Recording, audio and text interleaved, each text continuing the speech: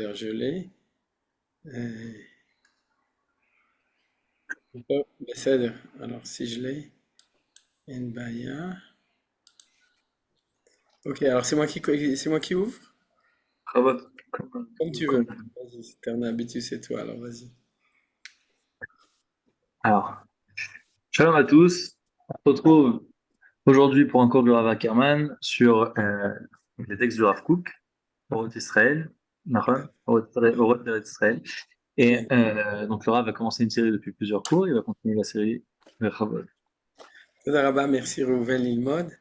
Et ok, alors donc on continue cette série de cours.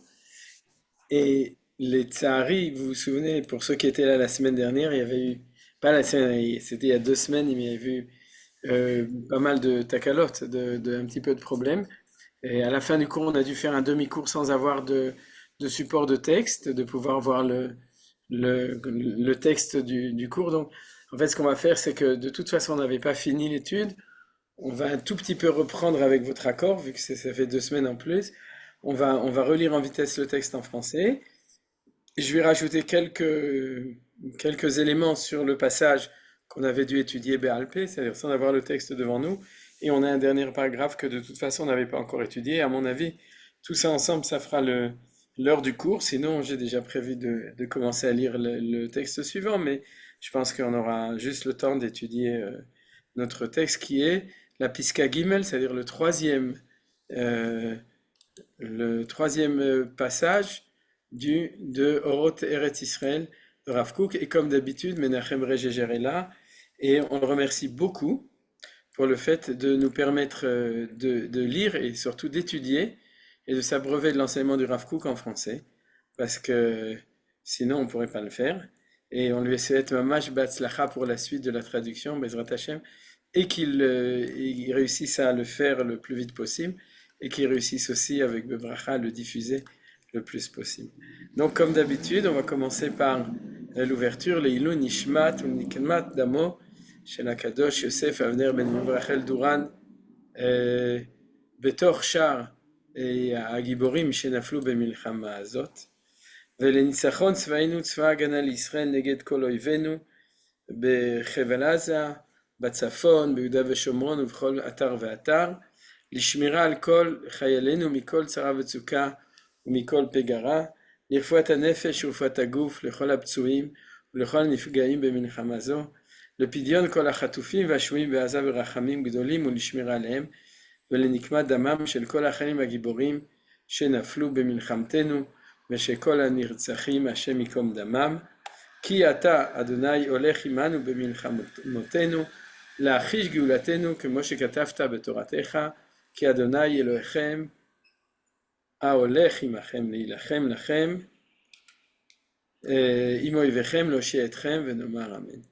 Voilà. Donc maintenant qu'on a mis les pendules à l'heure sur la raison pour laquelle on est ici en Eretz Israël et on étudie Oroth Eretz Israël de Rav Kook, on va donc, comme je vous ai dit, on va relire en vitesse tout le texte du troisième passage en français, pardon, et après ça, je vous rappellerai en vitesse ce qu'on a étudié la dernière fois, et on continuera. Donc, le texte du Rav Kook, de toute façon, dans tout Oroth Eretz Israël, nous explique de manière réelle.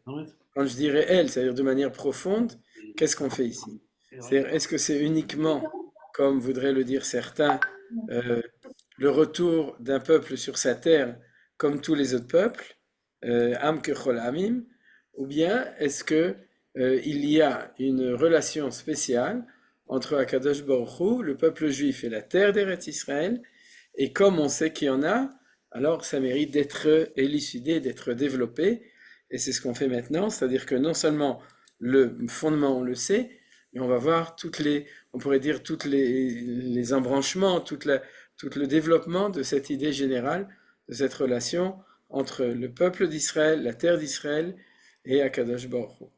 Alors, ce texte-là, le texte, la Pisca Gimel, cette troisième Pisca, en fait, n'est pas, euh, elle est plutôt reliée à la relation entre Dieu et le peuple juif et le monde entier en temps de galout et en temps de Géoula. C'est pour ça qu'on avait vu d'autres textes, par exemple dans Rotamil Chama qui parlait de sujets un petit peu équivalents et aussi dans d'autres endroits. C'est-à-dire, ce qu'on nous dit, c'est comme ça. Comme le fait d'être en Eretz Israël, c'est le fait d'être en situation de Géoula et le fait d'être en dehors d'Israël, c'est en situation de galout. Donc, une des raisons pour laquelle on revient en Eretz Israël, c'est parce qu'à ce moment-là, le peuple d'Israël, dans sa relation vis-à-vis de Hachem, a un contact, une relation différente que quand le peuple juif se trouve en dehors de Eretz Israël. C'est ça le sujet fondamental de cette Piska Gimel, de ce troisième paragraphe. Alors, relisons, et après ça, je rajouterai encore certaines choses. La créativité propre à Israël, tant dans la pensée que dans les actes de la vie et dans ses réalisations n'est possible au peuple d'Israël qu'en terre d'Eretz Israël. C'est-à-dire, terre d'Israël, c'est là que le peuple d'Israël, autant dans les pensées que dans les actes et la réalisation, ne peut exprimer ce qu'il est que s'il est sur la terre d'Israël. Et à partir de là, plutôt encore un petit passage, cependant dans tout ce que fait le peuple d'Israël en terre d'Israël, l'aspect universel s'estompe devant l'aspect propre à Israël pour le plus grand bonheur d'Israël et du monde. C'est-à-dire que, en fait, quand on redevient nous-mêmes, on reçoit une bracha spéciale, mais en plus de ça, la vocation universelle du peuple juif trouve son expression maximale quand on revient en Eretz Israël. Ce qu'on appelle la notion de Or Lagoïm, c'est-à-dire d'être la lumière ou même la source de bénédiction pour le monde entier, c'est Dafka quand on revient en Eretz Israël. C'est-à-dire qu'on le trouve, et donc le Rav Kook maintenant, il va essentiellement nous parler de ce thème. C'est-à-dire que comment le Shefa Bracha, c'est-à-dire l'influx de bénédiction pour Israël et pour le monde marche quand nous sommes dans notre pays, ce qui est actuellement, ou quand, au contraire, nous sommes en exil. Alors, les fautes. Maintenant, donc, le Rav Kook va nous expliquer cette chose-là dans ce paragraphe. Et c'est celui-là qu'on avait étudié la fois d'avant, au début avec le texte devant nos yeux et à la fin sans le texte. Les fautes qui sont cause de l'exil sont celles qui souillent une autre source particulière. Alors, l'origine fait relâcher des écoulements impurs, et Mishkan Hashem Timé, il a rendu la demeure de l'Éternel impure. Et là, dans le cours d'avant, et c'est pour ça que je l'ai rajouté en ivrite, j'avais fait remarquer que c'est difficile de traduire en français. Il y a, pour dire une source, deux mots différents en hébreu, qui sont Makor et Ma'ayan. La différence entre les deux, le Makor, c'est la source de la source, c'est-à-dire celui qui est à l'intérieur de la terre, on pourrait dire, et ensuite la source, c'est quand l'eau sort et qu'elle s'épanche en dehors, c'est ce qu'on appelle un Ma'ayan.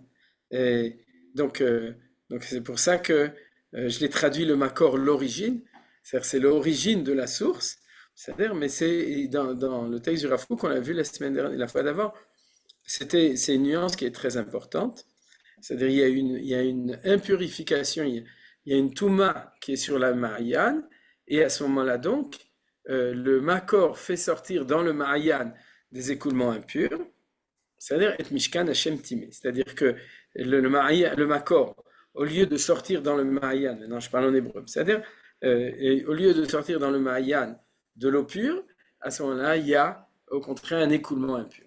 Et quand cette source, qui nous est propre et spécifique, est neutralisée, notre Makor fondamental s'élève. Quand cette source, alors de nouveau, là j'ai oublié de le mettre, mais il faut mettre le mot Ma'ayan, c'est-à-dire ce Ma'ayan qui nous est propre est spécifique et neutralisé, neutralisé dans le sens où ça ne marche plus à cause de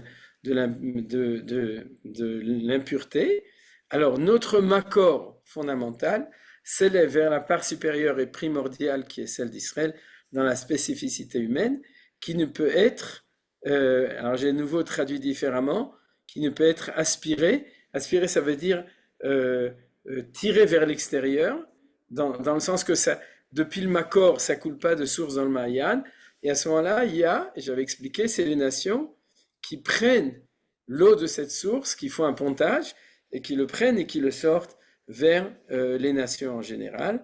Et c'est pour ça que j'ai marqué ce mot aspirer. alors la terre d'Israël se dévaste et se désole, et sa ruine fait expiation pour elle. Alors ça, c'était un point qui était important, c'est que si le Mayan se tarit, le Makor ne se tarit jamais. C'est-à-dire, vous avez compris, le Makor ne veut pas se tarir. Maintenant, s'il ne peut pas trouver sa possibilité de s'épancher dans le Mayan qui arrive en Eretz Israël, à ce moment-là, ce potentiel de bracha est pris par les nations, aspiré par les nations, en dehors d'Eretz Israël.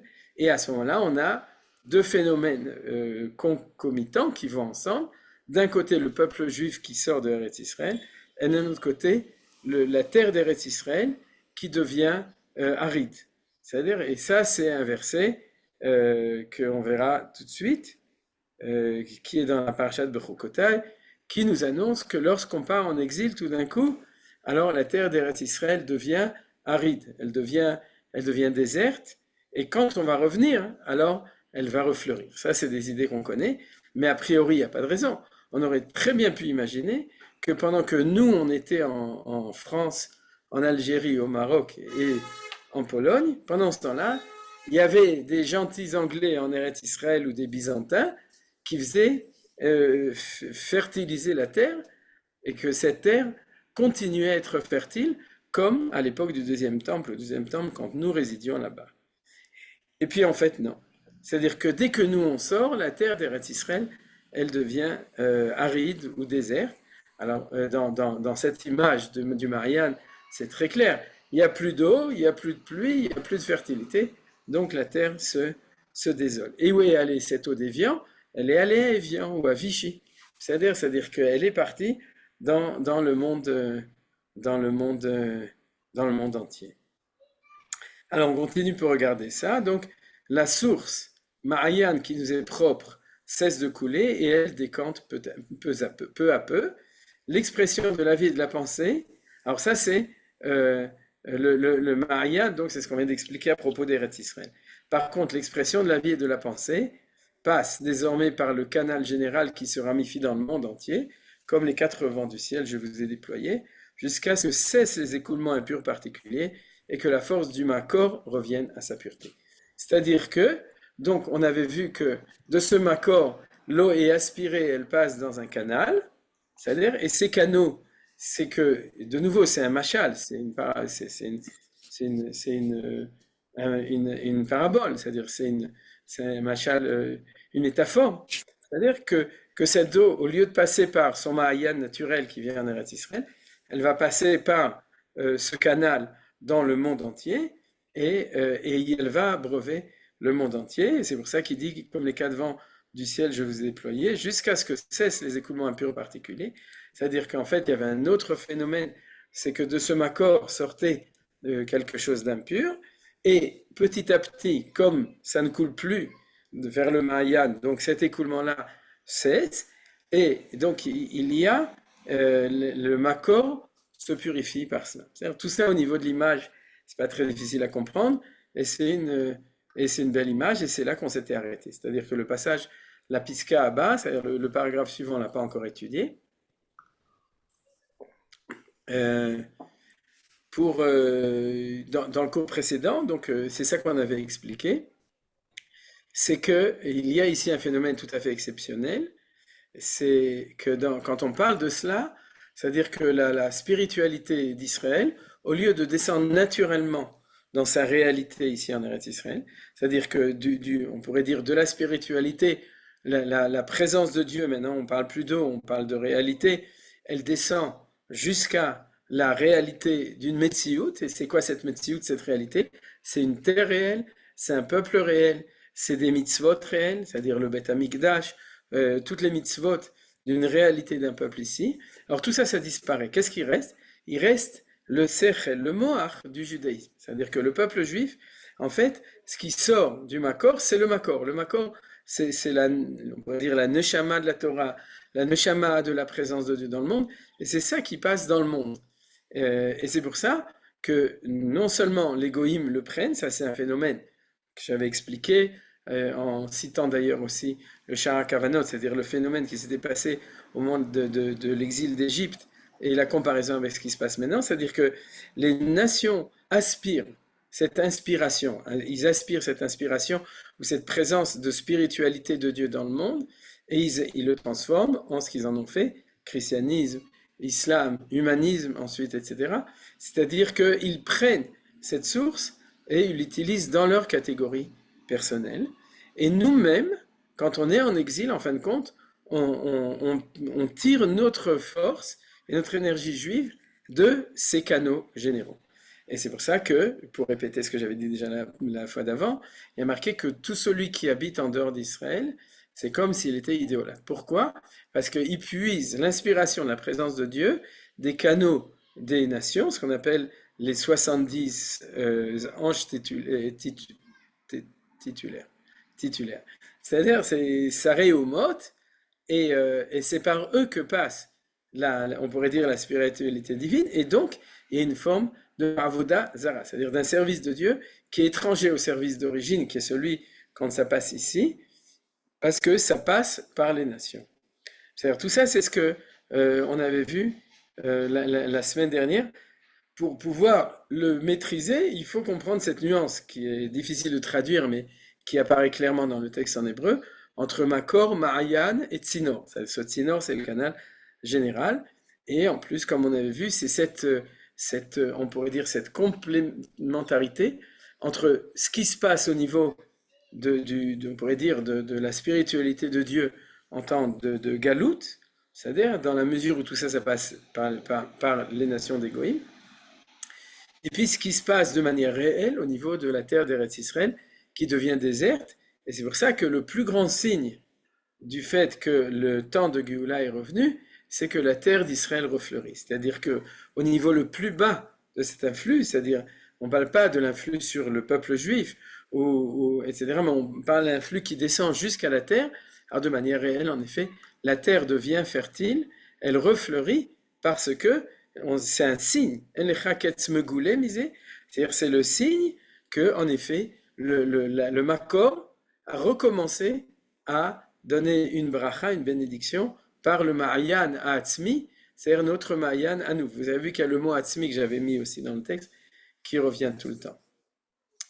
Je vous propose, on avait eu le temps de poser des questions la fois d'avant, mais si avant que je continue, si quelqu'un veut quand même à ce moment-là poser une question, puisque jusqu'à maintenant j'ai fait une révision, alors c'est le moment, sinon je continue. En principe, vous pouvez ouvrir vos microphones. Il y a beaucoup de démocratie dans ce cours. Annette, tu préfères attendre jusqu'à la fin, c'est ça que tu veux dire? D'accord, ok, Bessana. Ok, d'accord. Evelyne, tu veux demander quelque chose? Non, c'était Non, juste comme ça. merci. Ok, Bessana. Alors, si c'est comme ça, Az Bezrat Hashem Namshir. Et je voulais rajouter un point qui était Mitradesh, c'est-à-dire que depuis la semaine dernière, qui était Mitradesh, la vérité c'est que je suis plus sûr que je me souviens euh, qui est-ce qui avait, si, je sais qui c'était, qui avait posé une question d'éclaircissement sur cette notion de la purification du Mahayan. C'est-à-dire que d'abord, le Mahayan, quand nous faisons des fautes, alors il sort des azalot, mais azalot, ça veut dire qu'il sort des choses impures, et puis que dans la mesure où il tarit, alors, puisque l'eau passe ou le flux, hein, il faut plus parler d'eau, mais il faut parler de l'influx de bénédiction, passe par le canal des nations, alors, puisqu'il tarit, alors ça lui permet aussi de se régénérer. Alors c'est une belle image, mais on ne sait pas très bien comment ça marche tout ça, et la vérité, je ne sais toujours pas, mais j'ai eu quand même une marchava là-dessus, c'est que il y a dans les malédictions du temps d'exil, Knesset Israël, c'est-à-dire il est souvent comparé à, c'est toujours une femme, mais la notion de Nida. Une Nida, c'est une femme qui a des écoulements de chaque mois. Et donc, j'ai pensé que c'était à ça que le Rav Kook parlait, et j'imagine qu'il a des sources dans la Pnimiut Torah. Je ne suis pas allé les chercher quand il parle d'un écoulement qui devient impur. Et je voudrais vous proposer cette explication, c'est que le phénomène de Nida, en fait, c'est le fait qu'il y aurait pu avoir un enfant, c'est-à-dire une fertilisation, et à ce moment-là, il y aurait eu la femme aurait pu avoir un enfant. Et puisque dans ce mois-ci, c'est pas arrivé, à ce moment-là, il y a le phénomène de cet écoulement, et qui est impur d'ailleurs, al-pi halacha, on le sait, et qui sort comme ça. Alors, je crois que ça correspond très joliment à ce que dit le Rav Kook, puisque en fin de compte, qu'est-ce qui se passe? Lorsque il y a faute du peuple juif, alors il y a un manque de fertilité du Mahayan qui fait vivre le monde. Parce que dans les livres de la Kabbalah, on nous dit que non seulement pour que le monde vive, il y a tout le temps des nouvelles naissances, que ce soit au niveau végétal, au niveau animal, au niveau humain, bien entendu, au niveau de Ham Israël. Baruch Hashem, en Eretz Israël, il y a beaucoup de bracha là-dessus, vous savez, par rapport aux pays d'Occident, dans la bracha de Piria, de fertilité. Et donc, mais on dit aussi que toute la vie qui descend dans le monde, c'est des yichudim qui donnent des toladot. C'est-à-dire, pour traduire en bon français, c'est-à-dire que dans le ciel, c'est des rencontres, on pourrait dire, de force de fertilité qui donnent une fertilité dans le monde. C'est-à-dire la preuve, c'est on parle de la fertilité de la terre d'Eretz Israël, c'est-à-dire là-dedans, qui se dessèche, etc. Mais il faut savoir que tout. Si par exemple, aujourd'hui, quelqu'un a une idée nouvelle, une idée novatrice, quelqu'un qui invente quelque chose, pour nous, c'est que dans le ciel, il y a eu un yichud qui a engendré cette idée, et Akadosh Baruch Hu l'a fait descendre dans le moar de Einstein ou dans le moar de quelqu'un d'autre. Apparemment, il y a beaucoup de juifs qui reçoivent des yichudim comme ça, c'est-à-dire dans le monde, mais que ce soit des chidushé Torah ou que ce soit des chidushim dans le monde entier, ou que ce soit des choses qui se renouvellent dans le monde, chaque chose qui revit dans le monde ou qui vit dans le monde ou qui naît dans le monde, chaque naissance à tous les niveaux, c'est dû du fait qu'il y a une bracha dans le ciel qui engendre. Alors, donc du coup, on peut très bien comprendre que lorsque la source se tarit, c'est qu'il y a une impossibilité due aux fautes du Ham Israël qui engendre le Khurban, qui font en fin de compte une disparition de cette fertilité. Et tout ça, c'est ça les azalot temeot, dans le sens du Rav Kook, c'est-à-dire ces écoulements impurs, comme jusqu'à maintenant je parlais d'eau, c'est-à-dire de l'eau impure, il n'y a pas, normalement. C'est-à-dire que l'eau, c'est toujours la source de pureté, mais par contre, que du sang puisse être pur ou du sang impur, oui, même dans la Marseillaise, il y a le sang impur, mais le dam toar et dam tamé, ça existe. Et il y a en même temps dam taor et dam tamé. Il faut savoir, ça c'est une notion qui est très importante dans la Torah, et ensuite dans la Pnimiut Torah, dans l'intériorité de la Torah, on en parle beaucoup, de la notion de dam tahor et dam tamé. Et donc, lorsque cet influx qui a un potentiel de vie disparaît, alors on a des azalot meot, et de ce point de vue-là, le machal devient beaucoup plus beau, c'est-à-dire que en fin de compte, cette fertilité potentielle en Eretz Israël, ça devient tamé, donc ça veut dire qu'il n'y a pas eu d'enfantement, et à ce moment-là, il y a cette impureté qui est l'impureté de la nida, et puis après ça, ça finit. C'est-à-dire que c'est un cycle, et c'est un cycle long, c'est un cycle de 2000 ans. A posteriori d'histoire, on sait que c'est un cycle de 2000 ans, et après ça, qu'est-ce qu'il arrive? Ou bien plusieurs cycles, hein, on peut imaginer qu'il y en a plusieurs qui sont arrivés, et chaque fois, il y avait un espoir de Géoula, donc de refertilisation, et puis ça ne marche pas. Il y a une Gemara qui parle de ça, il dit que le Mashiach s'appelle Bar Nafli. Bar Nafli, c'est l'avorton. J'avais déjà fait un cours dessus, et on le dit dans la Tfila de Sukkot, Yakim lanu et Sukkat David à Nofelet. Et quand on dit Nofelet, c'est pas qu'elle tombe, c'est qu'elle avorte. C'est-à-dire, c'est la notion de Nofelet, c'est-à-dire Bar Nafli, et David, c'est-à-dire que le Mashiach, chaque mois on pourrait dire, il pourrait arriver, et puis comme ça marche pas, alors il y a échec de ça, jusqu'au moment où il y a une purification, et à ce moment-là, on arrive de nouveau à une possibilité de yichud qui amène une tolada, c'est-à-dire que quelque chose qui revient, qui permet de nouveau la revivification, je sais pas comment on dit, c'est-à-dire la techia, que les choses elles revivent de nouveau, ouais, quelque chose comme ça,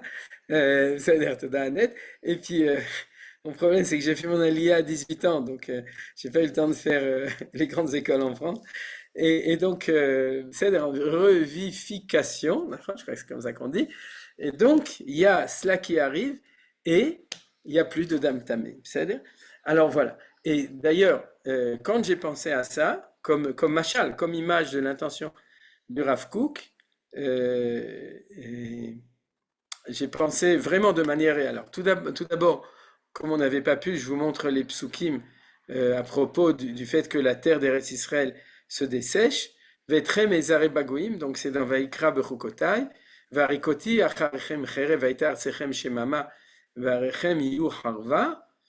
ואז תרצה הארץ את שבתותיה כל ימי השמה, ואתם בארץ אויביכם, אז תשבת הארץ וירצת את שבתותיה, c'est-à-dire qu'il y a ce moment-là, והארץ תהיה שממה. En fait, je n'ai pas tellement amené ce passouk, mais on nous dit que la Haaretz, elle sera shemama. Par contre, j'ai trouvé un passouk mefourash à propos d'une femme qui engendre, qui dit comme ça, vekrivo lifne Hashem, c'est dans Parashat Tazria, vechiper alea vetahara mimekor damea, Zot Torat Ayoledet la Zachar vela Nekeva.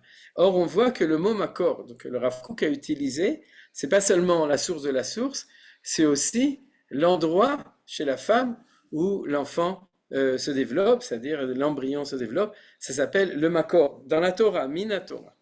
Et ce qui est d'autant plus extraordinaire dans ce passouk, c'est que c'est exactement le texte de Rav Kook. C'est-à-dire Rav Kook dit que tout d'un coup, le makor va être purifié.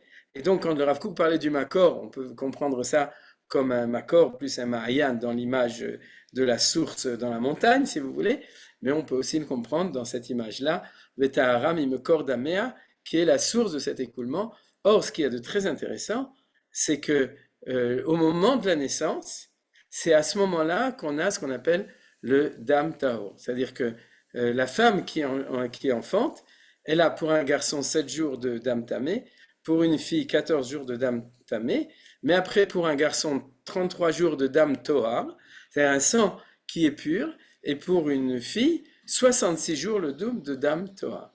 Ça veut dire quoi? Ça veut dire qu'à partir du moment où ce sang, cet écoulement, il vient en même temps qu'une naissance, à ce moment-là, au lieu d'être dam tamé, il devient dam tahor, c'est-à-dire le makor, et c'est ça qui est marqué dans ce passouk, vetahara mimekor damea. C'est-à-dire qu'il y a un makor qui sort d'une idée de dam tahor. Comme je vous l'ai dit, ceux qui ont la chance ou l'opportunité d'étudier les textes Pnimiut Torah, je parle du Sha'ar Kavanot sur Pesach et sur Sfirat HaOmer, c'est des textes qui sont extrêmement étudiés, et je vais vous dire juste un point parce que ça me tenait à cœur de trouver un moment où je puisse le dire, c'est que tout le monde sait, à mon avis, que dans le Zohar HaKadosh, c'est pas parce que je dis le Zohar HaKadosh que vous le savez pas, vous le savez, vous allez voir tout de suite de quoi je parle.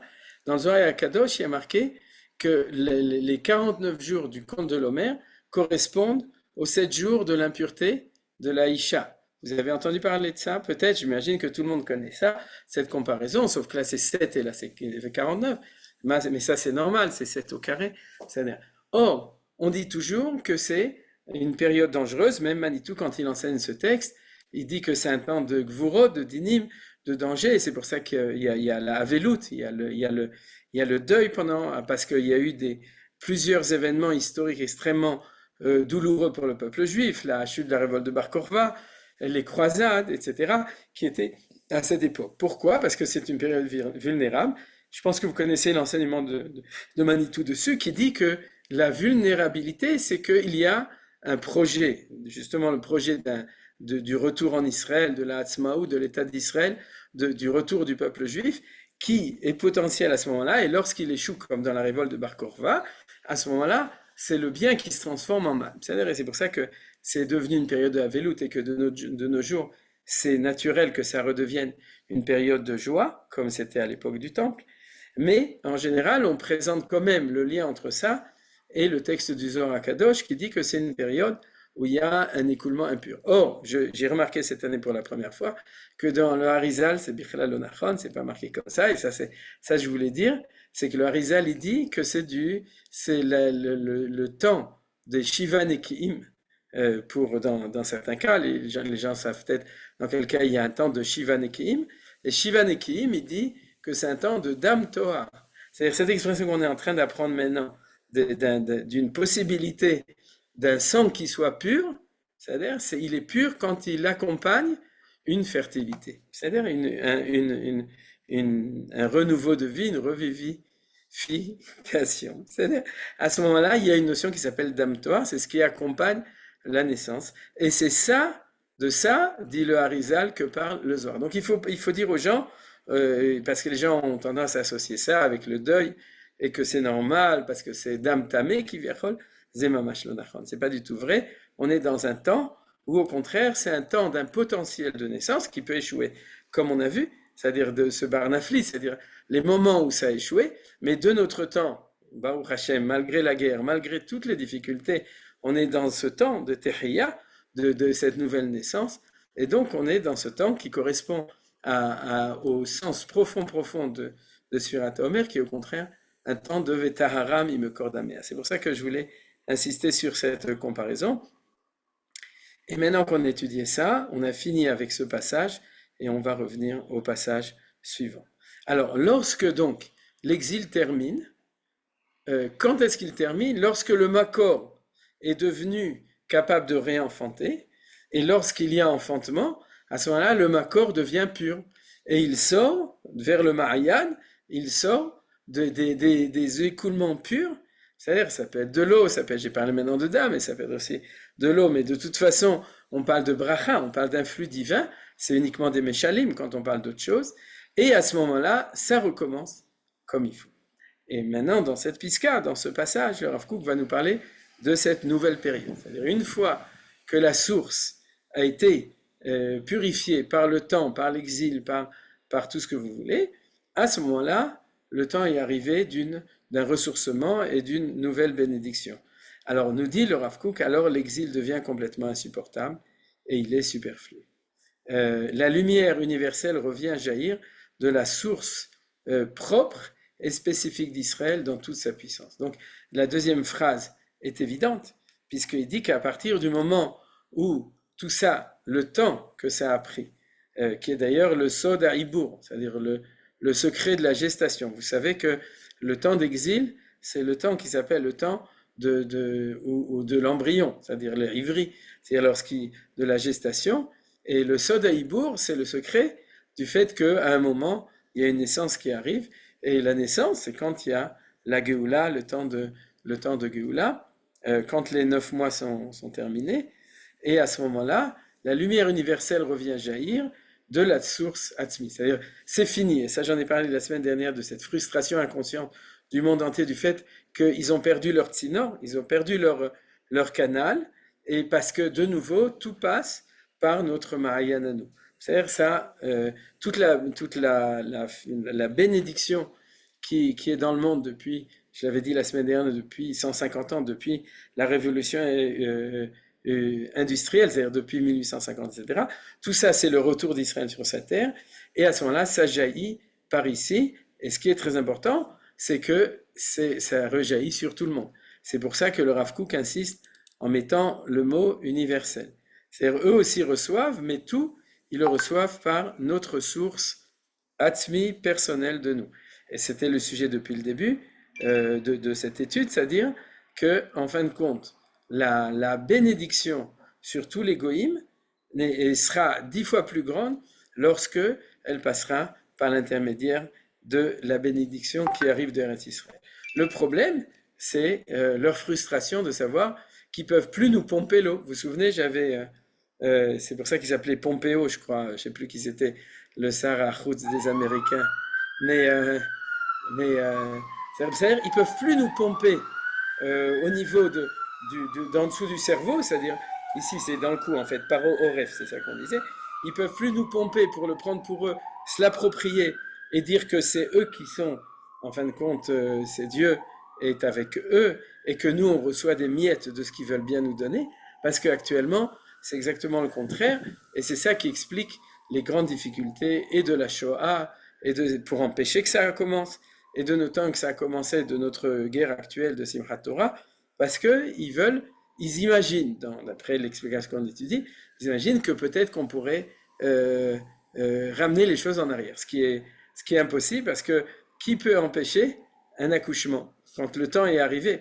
on peut faire un avortement avant, mais quand à Kadosh Baruch Hu, comme c'est marqué dans les textes, il a décidé que le moment est arrivé et que le bébé est né, personne ne peut empêcher ce procès. En tout cas, c'est ce que disent les prophéties des prophètes. C'est pas ce que pensent les goïms. Les goïms, sans doute qu'ils pensent autrement, ils voudraient ramener les choses dans l'autre sens, ils veulent pas recevoir de nous, mais Akadosh Baruch Hu a promis que c'est comme ça que les choses se passent, et donc c'est ça cette lumière universelle qui jaillit du Marian à Atzmi, et spécifique d'Israël, dans toute sa puissance, c'est ce qu'on avait dit, c'est-à-dire que rien n'est aussi grand que cette puissance, puisque depuis ce moment-là, le monde est prospère, les gens ne meurent plus de faim, depuis 1840, Colator, j'avais cité la source, le développement technologique, le développement informatique, le développement global du monde entier, le développement démographique du monde, la prospérité, tout ça, c'est l'épanchement de ce qui est en train de se passer par Eretz Israël. Alors, ils ne sont pas au courant, le peuple juif non plus n'est pas au courant, ça veut dire ceux qui étudient pas le Rav Kook, en tout cas beaucoup, donc il faut l'enseigner. Maintenant, la très belle idée dans la première phrase, c'est que alors l'exil devient complètement insupportable et il est superflu. C'est-à-dire que le réveil du peuple juif de revenir dans sa terre, c'est pas que dans chaque génération on voulait revenir, mais il n'y avait pas un Herzl pour réveiller les juifs, donc on n'est pas revenu. Et puis un beau jour se lève Binyamin Zev Herzl, et puis il sait mieux parler que les autres, et ou bien c'est pas non plus à cause des pogroms de Kishinev. C'est pas du tout comme ça, parce qu'avant Kishinev, il y a eu des choses pires, c'est-à-dire justement dans les croisades, dans l'Inquisition, etc. C'est-à-dire, alors pourquoi est-ce qu'à ce moment-là on se réveille? C'est parce que l'exil devient superflu et insupportable. C'est-à-dire le peuple juif ne peut plus supporter ce qu'il a supporté. Pourquoi? Parce que les canaux de Hutzlaaretz sont en train de se tarir, eux-mêmes de se sécher. Donc le peuple juif n'a plus de nourriture là-bas et il s'en rend compte et il le sent. Et d'un autre côté, il sent que le Marianne ici, il coule. Donc il sait qu'il faut revenir en Eretz Israël. C'est-à-dire le phénomène sioniste de la volonté de revenir en Israël est second et à la suite d'un phénomène spirituel réel de savoir par où le Makor va nourrir le monde entier. Et c'est cette idée d'insupportable qui est très belle dedans.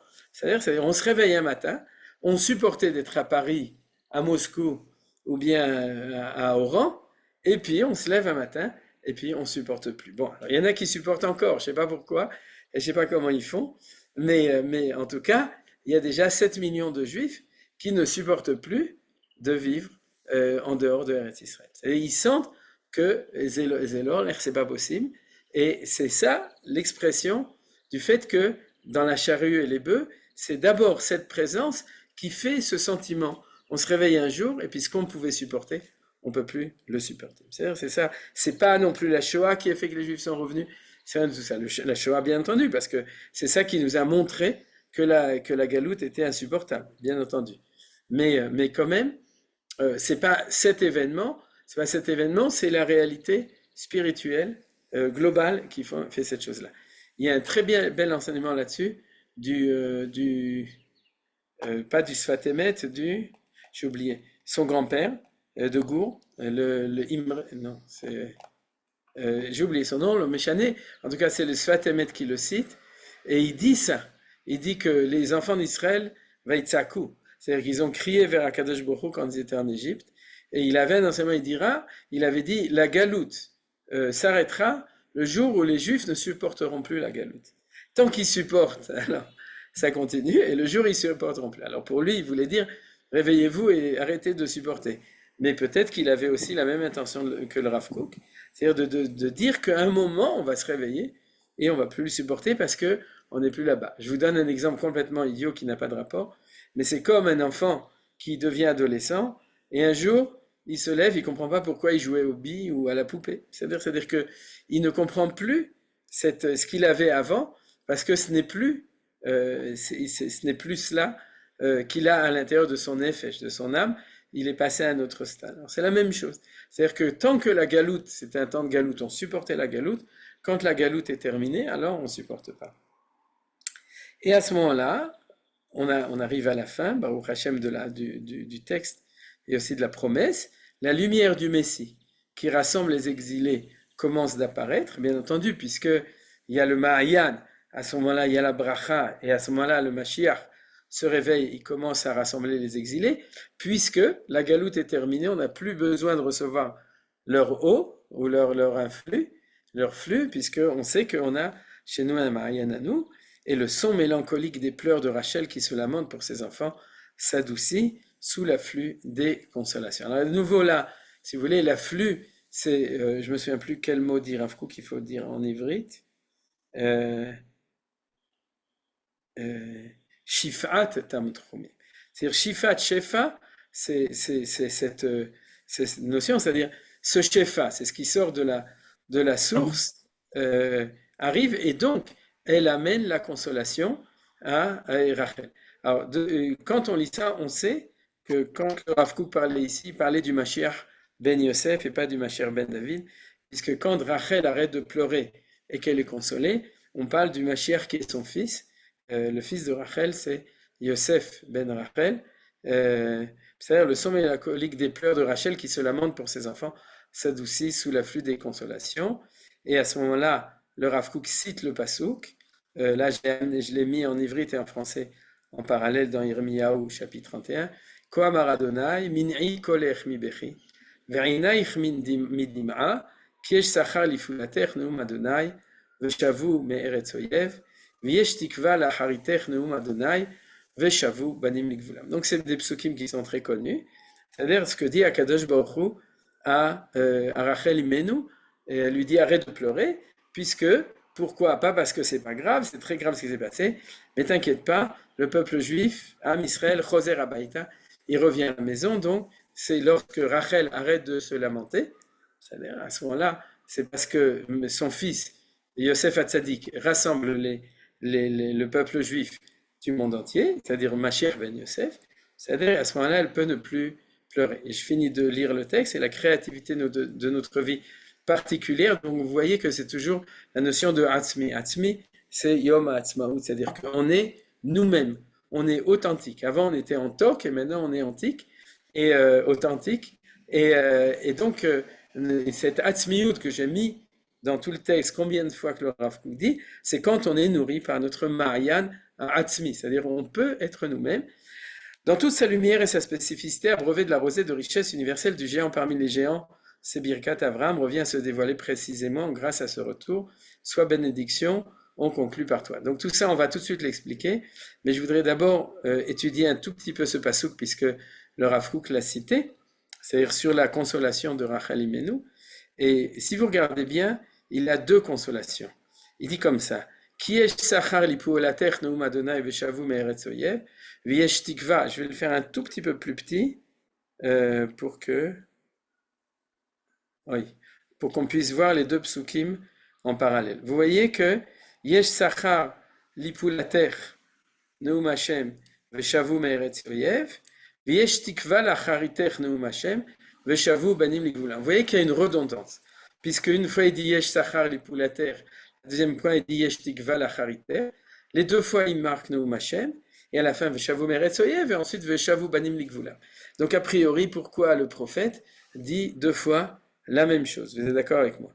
Alors, ce que je vous propose comme explication, c'est qu'il y a deux choses qui sont une consolation.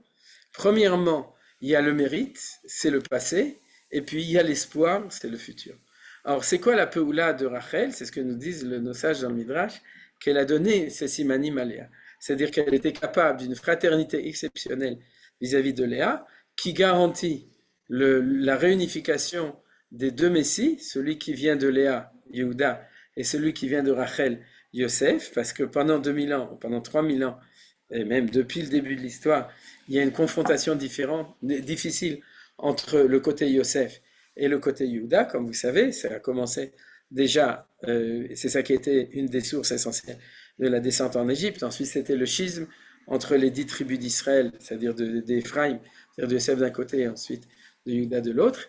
Et le retour en Eretz Israël, c'est la restauration d'une possibilité de réunir les deux. Donc, le mérite qui fait qu'il va y avoir consolation, c'est que quand Yosef, le Mashiach Yosef va rassembler les exilés, il va rassembler tout le monde.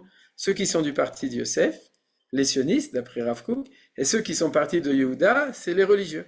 et ils vont revenir en Eretz Israël, et ils vont s'embrasser, vivre dans la paix, comme ça se passe plus ou moins actuellement, plus ou moins. Mais en tout cas, c'est en travail, puisque c'est ça le travail à faire, et c'est ça, Sachar Lipulater. Un salaire, c'est sur quelque chose qui a déjà été fait, et c'est l'acte de Rachel extraordinaire de renoncer à son bien-aimé Yaakov pour donner la possibilité à Léa de se marier. Et elle s'était condamnée, Baruch Hashem, Yaakov s'est marié avec les deux sœurs, et donc grâce à ça, on a le côté Yosef et le côté Yehuda. Et donc, Veshavu Meretz Oyev, c'est le mérite du passé fait que on sort des pays d'ennemis, c'est-à-dire on sort du passé. Et par contre, le deuxième pasouk, c'est Viesh Tikva l'Achariter, c'est l'espoir du futur. L'espoir de l'Achariter, c'est pas du tout le passé. Poulater, Achariter, Magid Mereshit Acharit, Acharit, c'est ce qui va se passer à la fin. De nouveau, Neum Hashem, Veshavu Banim Likvulam. C'est pas qu'ils sortent d'exil, c'est qu'ils arrivent en Eretz Israël et ils se réinstallent dans leur pays. Donc vous voyez qu'il n'y a pas du tout de redondance, de répétition entre les deux. Le premier, c'est qu'on ne doit plus pleurer parce que l'exil est fini. Et le deuxième, il ne faut plus pleurer parce que la Géoula commence. C'est-à-dire, c'est Derия une Tikva. Et c'est pas par hasard, du coup, que notre hymne national, c'est la Tikva. Parce que la source de ça, c'est ce verset-là. Et du coup, je vais vous montrer un très bel enseignement du Gaon de Vilna dans le Kolator sur cette chose-là. Kolator, chapitre 2.2, chapitre 2, partie 2, et c'est l'explication du Kolator sur cette deuxième partie du Passou. Viesh tikva lachariter, veshavu vanim likvulam. Il n'y a pas marqué Neum Hashem dans cette situation, c'est une erreur, mais c'est le même verset qu'on vient de voir. Dit le Gaon de Vilna dans le Kolator, tout ce chapitre, et en particulier depuis le verset qui commence par « Je vais les ramener de la terre du nord », verset 7. C'est-à-dire, si vous voulez, ça c'est le verset 16.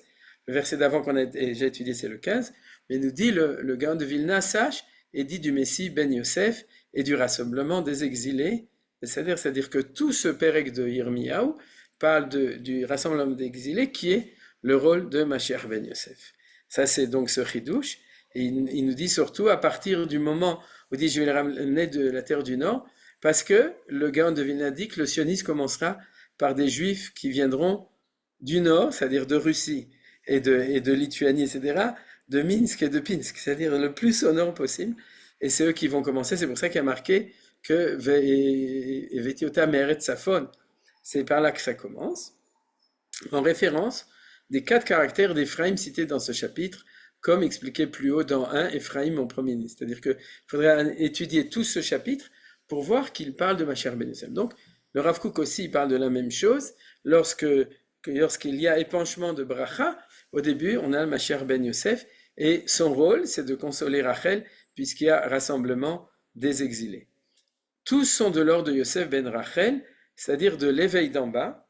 Ça, c'est des idées très fortes qu'on explique souvent du Gaon de Vilna. C'est-à-dire que ce qui est spécifique dans le Mashiach ben Yosef, c'est qu'il n'attend pas que Dieu l'aide pour s'aider, c'est « et toi, le ciel t'aidera ». Tout d'abord, tu agis, et ensuite, Akadosh Baruch Hu donne la bracha. C'est ce qu'on appelle Itaruta Diletata, l'éveil d'en bas. Jusqu'au dernier degré de 999 dans la Sphira d'Yosod, qui est divisé en deux, 499 et demi à droite, à savoir la vertu de Din, et 480 et demi à gauche, à gauche et ensuite à droite, à savoir la vertu de Chesed. Alors ça, on est rentré dans la Kabbalah, mais ce qu'il dit, c'est comme ça, c'est que le progrès de Ben Yosef tout seul, c'est-à-dire quand on se réveille d'en bas, il a 999 échelons, et quand on arrive à la fin, on passe à un niveau supérieur, qui s'appelle Elef. Elef, c'est 1000, mais c'est le mot même que Aleph, c'est-à-dire c'est sur une échelle supérieure, et maintenant il dit que c'est 999 degrés, il en parle très souvent, mais là maintenant on ne peut pas tout étudier, alors il se divise en deux, Din et Chesed, 499,5 d'un côté et de l'autre gauche, et ça fait donc 990. Vous vous dites, c'est quoi cette mathématique? Alors regardez, on va y arriver. C'est l'intention du verset, Akatan, Yel, Elef. Akatan, c'est Mashiach Ben Yosef, va monter, monter, monter, monter, et quand il arrivera à un millier, ça va basculer, et va apparaître le deuxième stade de la Géoula, qui s'appelle Mashiach Ben David, et la période miraculeuse qui va suivre dans l'histoire messianique, comme j'ai expliqué plus haut. Alors le nombre 1000 sera alors complété des deux côtés, jusqu'à atteindre 500 dans le Vav et 500 dans le Hei. Ça veut dire quoi? ça veut dire que c'est 1000, c'est 500 à droite, 500 à gauche, et ça fait 1000.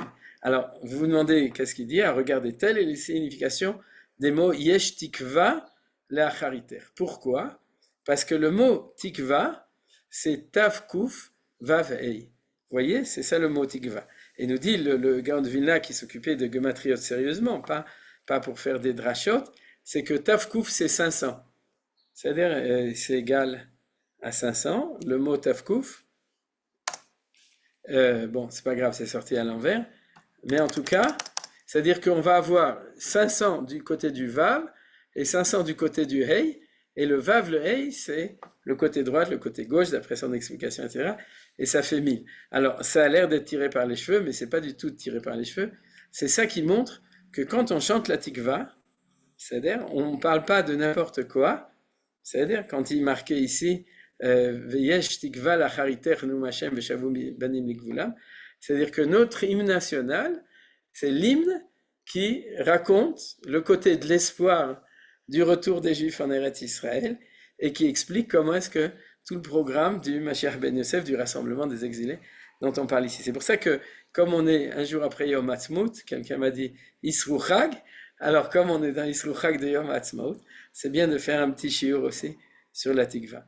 Alors je vais terminer donc le limoud avec, à la fin, après ça, la créativité de nos vies particulières dans toute sa lumière et sa spécificité, abreuvé de la rosée de richesse universelle du géant parmi les géants, revient à se dévoiler précisément grâce à ce retour, soit bénédiction, on conclut par toi. Alors ça, on va voir ce que l'allusion à laquelle parle le Rav Kook, parce que, vous voyez, il y a plein de 21, 22, 23, 24, toutes sortes de remarques, et on ne comprend pas forcément.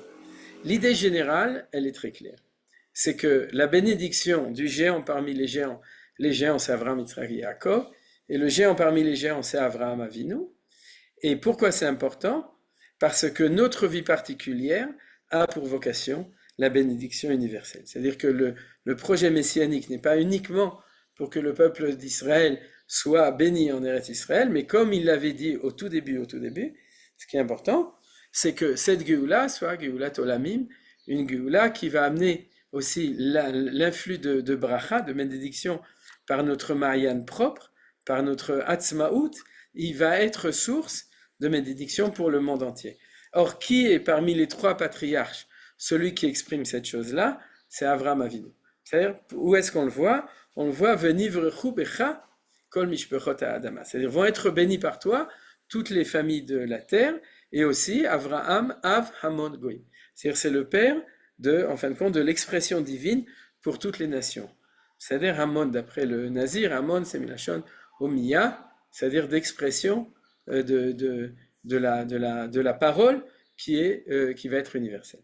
Donc le Rav Kook nous dit, ne t'inquiète pas, n'aie pas peur de faire ton aliyah, n'aie pas peur de ramener la shrina ou de savoir que la shrina est revenue et qu'elle a arrêté de pomper l'égoïme, parce que c'est par ce tsinor qui va être d'un influx tellement plus grand que grâce à ça, toutes les nations vont recevoir la bracha. Je vous avais déjà dit aussi, c'est pas la semaine dernière, la semaine d'avant, c'est que dans tous les sens du mot bracha, c'est le Rav Yosef Jikatila, dans Sha'arei Ora qui le dit, il y a aussi un sens qui s'appelle berech. Berech, c'est le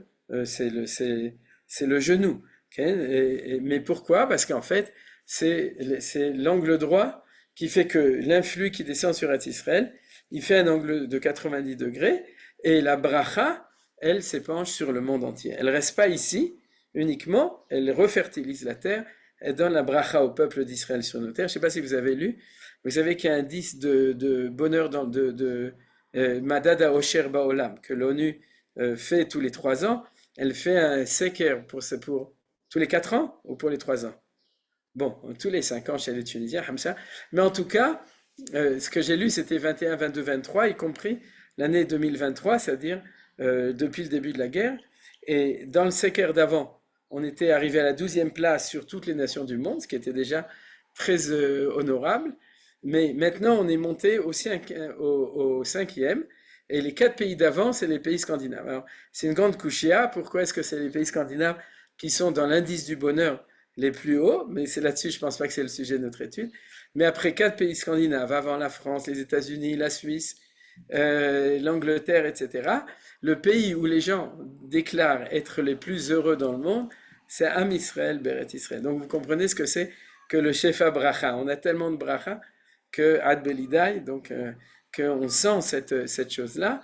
Et cette vocation, que ça puisse être une source de bénédiction pour le monde entier, c'est ça dont nous parle le Rav Kook ici. Revenons en Eretz Israël, installons-nous dans notre pays, permettons au Makor de donner ce Ma'ayan pur, c'est-à-dire cet épanchement pur pour le monde entier, qui est, on va le voir dans les textes d'après, le Ruach HaKodesh, la Nevoah, l'intelligence, la beauté, la prospérité, la richesse, la multiplication, etc. Tout ça, ça passe par chez nous, et ça s'épanche partout, et c'est ce qu'on appelle la Birkat Avraham. Alors à la fin, il dit, sois bénédiction, on conclut par toi. Ça veut dire quoi? Alors on va voir, c'est dans la minute qui nous reste, c'est un texte qui est amené par Rashi dans Parashat Lech Lecha. Il dit comme ça, Ve'esre, donc, Vayomer Adonai Avraham, Lech Lecha me'artzecha miladecha u'mibet avicha el haaretz asher areka. Vous avez compris donc? De même, Hachem dit à Avraham, Tarzor Abaïta, retourne en Eretz Israël. Et il nous dit la même chose, retourne. Pourquoi? Pourquoi? Parce que là-bas, tu vas avoir une carte du parti, parce que tu vas pouvoir étudier à Yeshiva, parce qu'il y a beaucoup de bons restaurants cachers, non. Parce que vers Israël, le Goy Gadol, va avarechecha, va gadla shemecha, vebracha, et bien sûr, je n'ai pas mis après, venivrechu becha, kol mishpechot adama, c'est-à-dire tu seras la source de bénédiction pour le monde entier. Or, qu'est-ce qu'il y a de spécial dans ce pasouk? C'est-à-dire, c'est que il y a dans cette notion de Goy Gadol, il y a 3 choses. Va avarechecha, je te bénirai, agadla shemecha, je vais agrandir ton nom, vebracha, tu seras source de bénédiction. Et nos sages ont remarqué que c'était très beau, le fait que Hachem lui donne 3 brachot différentes, qui sont l'expression du fait qu'il sera un Goy Gadol, une grande nation parmi les nations. Alors, nous dit Rashi, et tu seras bénédiction, les bénédictions te sont confiées. C'est moi jusqu'à présent qui ai indisposé, puisque j'ai béni Adam et Noach. Désormais, c'est toi qui béniras, qui bon te semble, quand tu reviendras en Eretz Israël. C'est-à-dire que c'est Am Israël, lorsqu'il est sur sa terre, qui est la source de la bénédiction pour le monde. Alors nous, on croit qu'Abraham devient un Baba, parce que Baba et Abraham, c'est presque les mêmes lettres, c'est-à-dire, et que chaque fois, je te bénis mon fils, etc. Non, pas du tout. C'est que le peuple juif et Abraham en tant que Av, en étant sur la terre d'Eretz Israël, c'est par là que l'influx de bracha va passer, donc tu peux bénir les autres. C'est-à-dire que même si tu ne veux pas les bénir, tu les béniras, puisque c'est par toi que ça passe. Autre explication, je te ferai devenir une grande nation à Israël le Goel Gadol, c'est pourquoi on dit dans la Mida Eloké Avram. Vavarechecha, je te bénirai, c'est pourquoi on dit dans la Mida Eloké Yitzhak. Je rendrai ton nom glorieux, Esra le Goy Gadol, c'est ça? Non, Vagadla Shemecha, c'est pourquoi on dit dans la Mida Eloké Yaakov. C'est-à-dire, en fait, je n'ai pas dit exactement, il y a 4 bénédictions. Je ferai une grande nation, je te bénirai, Agadla Shemecha, je grandirai ton nom, et tu seras une bracha. Donc il y a 4. Comment les Chachamim nous disent? C'est pourquoi on dit dans la Mida Eloké Yaakov. C'est-à-dire que de là, on comprend que quand on commence la Mida, on essaye d'ouvrir les vannes de la bracha pour pouvoir demander ce qu'on veut demander pour nous, pour l'âme Israël ou pour le monde entier, dans la Mida. Donc la première chose, Elokénu Eloké Avokatenu, on l'a déjà étudié. Eloké Avraham, on ouvre les portes de la bracha de Avraham. Eloké Yitzhak, on ouvre les portes de la bracha de Yitzhak. Eloké Yaakov, on ouvre les portes de la bracha qui passe par Yaakov. Or, tout est concentré dans ce verset de Lech Lecha, puisque c'est ce qu'on vient de voir. Esrei le Goy Gadol, c'est Birkat Avraham. Et Vavarechecha, c'est Birkat Yitzhak. Vagadla Shemecha, c'est Birkat Yaakov. On aurait pu croire, continue Rashi, qu'il fallait également conclure la bénédiction par ces 3 noms. C'est-à-dire que puisqu'on a dit Eloké Avraham, Eloké Israël, Eloké Yaakov, on devrait terminer notre bracha, Baruch Ata Hashem, Magen Avraham, Yitzhak et Yaakov. Or, comment est-ce qu'on finit la bracha? Baruch Ata Hashem, Magen Avraham. Donc, nous dit aussi, le verset se termine-t-il par et tu seras une bénédiction? C'est sur ton seul nom, Magen Avraham, et non sur les 2 autres, qu'on achèvera la première bénédiction de la Maïda, Pesachim, page 117, folio B. Donc, qu'est-ce que veut dire par ici le Midrash, il nous dit, il y a dans la source de bracha, elle passe par la valeur spéciale de Abraham, elle passe par la valeur spéciale, la vertu qui est dans Eloké Abraham, c'est-à-dire chez Akadosh Baruch Hu, qui est la vertu d'Israël et celle de Yaakov. On peut analyser pourquoi chacune, c'est les trois premières parties du verset. Mais malgré tout, Bassof, Bechayertomu, c'est ce qu'a dit le Rav Kook ici, vous voyez, il a terminé son texte en disant,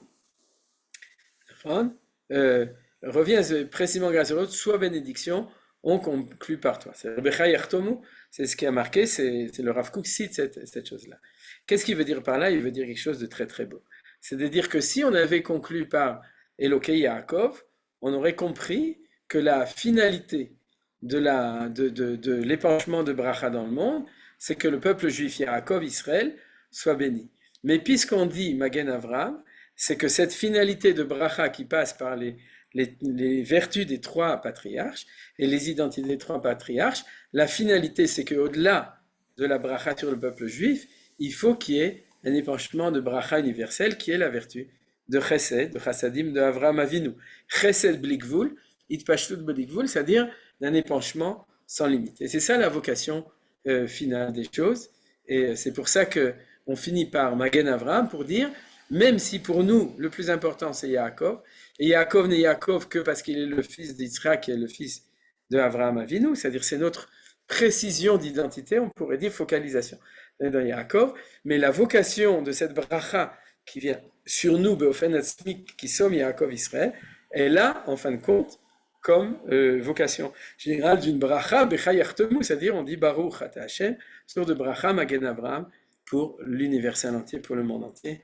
Et Ratzon, Sheniske Bekarov, Irod Benechamat Israël, Bishuat Israël, Beatzalat Israël, ובמיגור כל אויבינו הרעים בעזה, בצפון, ביהודה ושומרון, בלוד ובכל מקום, בעכו ובכל מקום, ובאיראן, ובעזרת השם, שנזכה לראות בעולם כולו שאנחנו מקור הברכה ומקור האלוקות לעולם כולו. Voilà, Amen. alors, Amen, Kenny Ratson. Voilà, est-ce que vous voulez... Toda Rabba, Toda Rabba. Rabba. Je peux dire un mot? Je peux dire un mot? Toujours. J'ai inventé un midrash sans savoir votre cours. Je ne l'avais pas écouté, c'est aujourd'hui que vous avez parlé. Et elle, quand Nomi et Ruth rentrent de Moab, quand elles retrouvent la maison qu'ils avaient abandonnée, qu'est-ce qu'elles trouvent? Une source. Et c'est la seule chose qui est restée de cette maison. Je l'ai inventée, mais elle existe quelque part, cette histoire? Alors là, il faut chercher. Non, je connais pas, j'ai jamais lu, mais pourquoi pas? Quand on cherche bien, des Je fois, vous entends pas. quand on, je dis que quand on fouille bien, des fois on trouve des sources. Il faut les chercher, le retour aux sources. Je Non, connais mais pas, j'ai jamais entendu. C'est un midrash que tu as inventé. Donc, midrash mais que j'ai inventé et c'est extraordinaire. Votre cours est basé sur ce mécor. C'est-à-dire qu'elles sont rentrées avec la Goya, avec Ouais. l'universel, et Naomi qui a perdu tous les hommes, c'est qu'elle avait. C'est D'accord. extraordinaire parce que vous parlez aussi du désastre de l'exil. Et elles sont rentrées, et ce qu'elles ont trouvé, la seule chose qu'ils ont trouvé dans leur maison qui restait encore, c'est cette source. Disons comme ça, il y a des psukim qui confirment ça. C'est que quand Naomi rentre, elle dit Al tikreni Naomi tikreni ali Mara, appelez-moi Mara. C'est Mara, c'est amère, c'est en fait c'est une source amère. C'est-à-dire c'est elle la mère, la belle-mère. Mais Mara, qui ani melea alarti, verekam eshivani Hashem. C'est-à-dire j'étais sortie pleine avec mon mari, avec mes enfants, et avec aussi on sait qu'ils étaient aussi très riches. Verekam, et je suis revenu tari, c'est-à-dire vide. Et Bassof, et elle a pris route, et c'est route qui a été la source Mekor Abraha, puisqu'elle a enfanté avec bébé qui est né, Boaz. c'est le fils de Nomé. Il Voilà. l'appelle le fils de Nomé, pas le Kéran fils et de... Nachan. Parce qu'en fin de compte, Ruth a permis de débloquer cette situation et de faire engendrer C'est votre cours. J'ai Mashiach inventé ben votre Bien fait. cours. C'est pas bien ça? Si, c'est bien, c'est bien. Sauf que Manitou, il disait qu'on n'a pas le droit d'inventer des midrash, mais c'est pas grave, on te pardonne. Les grands Comme c'est esprits pas sont Manitou, tu peux te permettre. Seder, Tov, il a fait Meod. Quelqu'un d'autre a un midrash à nous, à nous raconter?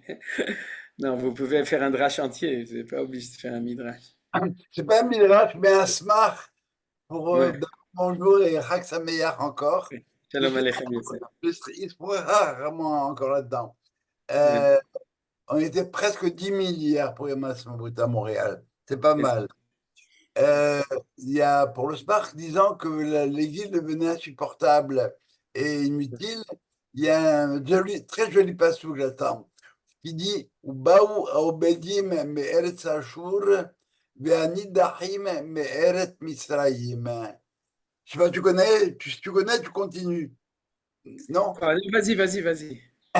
Alors, à Obedim, c'est qu'ils sont ceux qui sont complètement perdus, ceux qui sont dans le Hocher. Ils peuvent pas quitter le Maroc parce qu'ils ont la villa ici, la voiture, etc. Ils peuvent pas quitter le Canada parce qu'ils ont plein de problèmes. Nidahim, mais Eret Misraïm, ceux qui se sont sentis jetés parce qu'ils étaient Nidahim, ils étaient dans le Matzah de Eret Misraïm. Alors Mm. donc, comme on dit ce que dit le Rav Kook ici, c'est valable tant pour les gens qui sont très à l'aise là où ils sont et ceux qui le sont beaucoup moins, comme on commence à l'être aujourd'hui en Amérique du Nord. Chazak ou Baruch. Bezrat Hashem, que ça amène une bracha au peuple juif.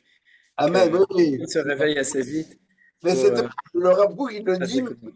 avec Nah, voilà, le smart. il a fait bien. Chazak ou Baruch, très très joli. Chazak ou Baruch. Il a fait. Quelqu'un va encore dire un chidouche. On a déjà deux chidouchim. Ouais, une question, une interrogation, une remise en question. Non, Moi, ok. j'ai eu un problème avec une source qui n'était pas au départ, quand il dit que le Makor lui-même, il va retrouver sa puissance.